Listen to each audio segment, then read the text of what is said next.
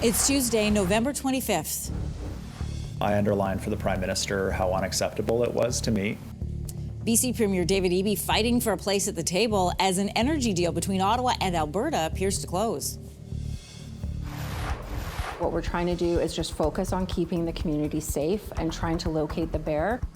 2 grizzly bears have been captured as crews in BC search for the bears that were involved in an attack on elementary students and teachers. It's a good news story in the auto industry. It's probably the only good news story in Canada. Welcome news for the auto industry as Stellantis gets ready to hire 1,400 workers for a 3rd shift in Windsor. Stay with us, Canada. Your morning starts right now.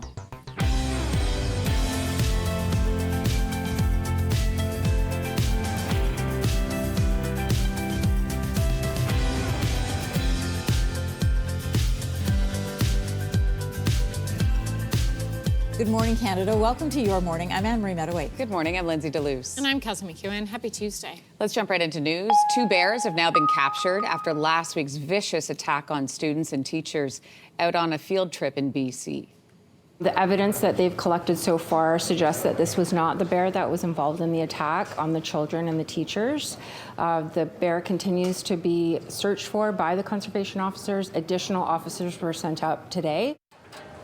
So they're still trying to figure out if either one of these bears was involved in the attack. The attack comes after 2 other recent grizzly encounters prompted calls to revisit BC's ban on grizzly hunting. The government will examine the hunting policy over the next couple of weeks, but they say it will not make any immediate changes. Officials are now pleading with the public to check your smoke detectors after that devastating house fire in Brampton that left 4 members of the same family dead, including an unborn child. I can confirm that 4 people lost their lives on scene here, and it's 3 adult females and a young toddler. Sadly, one of the patients at hospital of the 4 was pregnant. She underwent emergency surgery, delivered that baby, and that baby has since passed. The only family member not injured was away for work when this tragedy happened. Ontario's fire marshal says investigators have found smoke alarms in the home. They now need to determine if the smoke alarms were working at the time of the fire. He's urging everybody, check your detectors at home, noting sometimes you only have 60 seconds to escape a fire. We are now learning that members of the Rizzuto organized crime family were allegedly targeted in a shooting that happened outside of jail in Montreal. It happened on Saturday afternoon outside this detention center. This is the Rivière des Prairies detention center. Montreal police found a rifle. They found shell casings. They found photos of Leonardo Rizzuto in a wooded area nearby. A burned vehicle also found about 4 kilometers away. No one was hurt in the shooting. No arrests have been made. 56-year-old Leonardo Rizzuto, the alleged head of the Montreal mafia, and other members are awaiting trial on a number of charges. Ukraine and Russia traded attacks overnight. Kyiv's mayor says at least 6 people were killed when Russian drones hit an apartment building. Oh, devastating. Ukrainian officials also say Russia targeted its energy infrastructure. Officials in Western Russia say 3 people were killed during an attack from Ukraine. On the diplomatic side, U.S. Army Secretary Dan Driscoll is expected to be back at the table with Russian officials in Abu Dhabi today. He's also expected to meet with Ukrainian officials as well. Also this morning, Ukraine's Secretary of National Security says President Volodymyr Zelensky could be in Washington this week for final steps on a deal he's working on with U.S. President Donald Trump. Meanwhile, President Trump appears to be trying to balance ties with Asia's top 2 economies.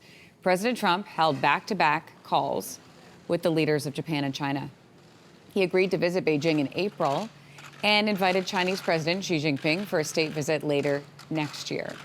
President Trump also spoke with the Japanese Prime Minister, who said Trump reached out to reaffirm ties with Tokyo.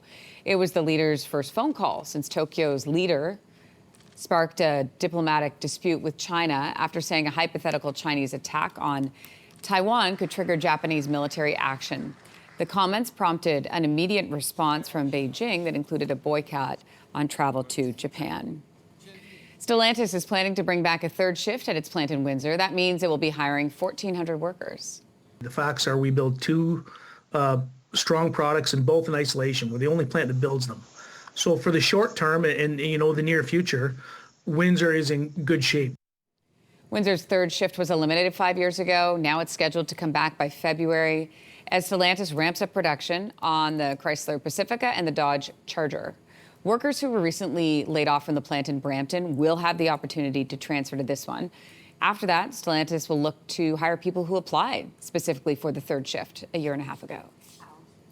Guns N' Roses is coming to Canada next year.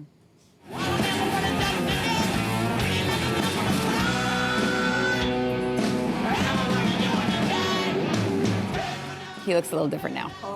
This is like vintage. The band has just announced more than 60 tour dates, by the way.